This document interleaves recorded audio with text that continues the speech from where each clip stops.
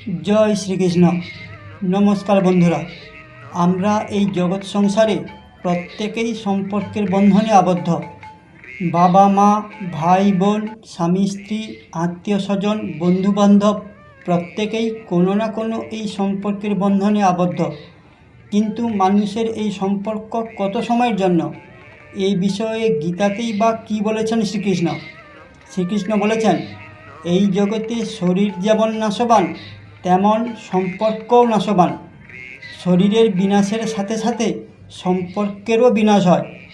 এই জগতে কেবল জীবিত ব্যক্তি জীবিত মৃত ব্যক্তির সম্পর্কের বন্ধন বয়ে বেড়ান।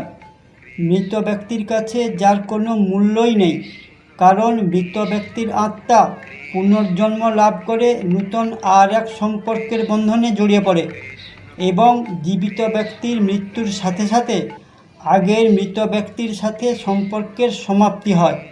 জয় শ্রীকৃষ্ণ।